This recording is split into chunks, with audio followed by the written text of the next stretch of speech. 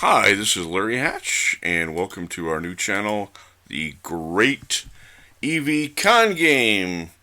If you're like me and you're tired of all these EV evangelists singing Kumbaya and pretending all the power comes from beautiful windmills in fields with daisies and ducks and all this other spin and hype and crap, we're going to get to all of that. We've got more than 27 things that are wrong with EVs.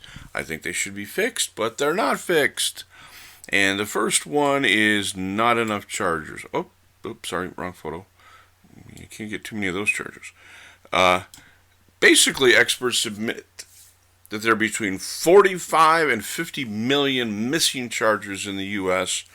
before we go EV on all new cars. Not EV on all cars. Oh my God, that's millions of chargers more.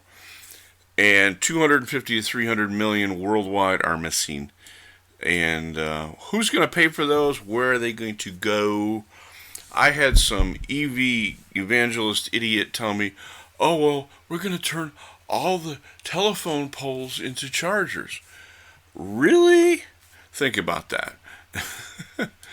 The next problem with EVs is the clean energy myth. I saw a bumper sticker, buy a Tesla, fund a nuclear power plant. And that's literally what you're doing in my county. Most of our power comes from a nuclear power plant with a somewhat spotty record. I won't mention the town. But a lot of you, do the same thing. And guess what? Russia cut off all that wonderful energy from Germany. And guess what Germany is doing? Germany is reopening their coal plants. And these are dirty, dirty coal plants. So guess what? Germany is going back to coal as much of Europe. And when you get one of those nice little Berlin Teslas, you're going to be powered by nasty, nasty, dirty, ugly coal. Think about it. Is that green? I don't think so.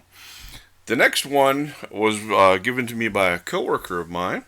It's called the midday charge problem and the resultant loss of productivity and revenue.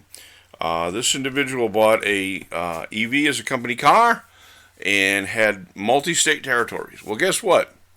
She had to drive to another state, and guess what? The car needed a charge. Well, that particular car needed a 2.5 hour charge. So every day in the middle of the day, she had to take off 2.5 hours of billable time. And as a highly trained professional, that was hundreds and hundreds of dollars lost due to the midday charge. If she had had a gas car, which she does now, by the way, that would have been like a 5 or 10 minute fill up. Instead of a 2.5 hour midday charge, wasting time and inconveniencing customers. Our fourth one today are charger hogs, and this is a really big problem.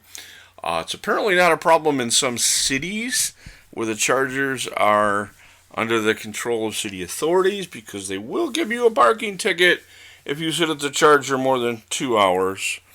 In some cases, 3 hours I've seen. But that's a problem too. Really? You got to have police enforcing the chargers? Well, that's because of human nature. People go to a long movie, a nice restaurant, go shopping, sightseeing in the downtown area, and guess what? They're leaving their vehicle parked at the charger for 1, 2, 3, 4 hours and blocking all the space. We have a charger at a local cinema where I'm at, and those cars sit there for the length of probably the longest movie there is. And that ticks off other people, and so it should. And you see this kind of funny picture here where the guy unplugged the other guy and plugged himself in. And that's what people are resorting to.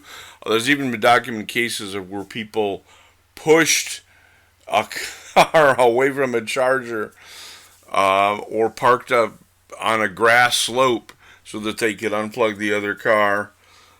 Charger hogging is a big problem. Who's going to enforce that?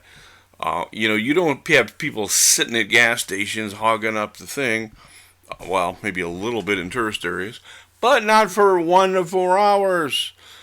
Please subscribe, and we'll get you more episodes of the great EV Con Game.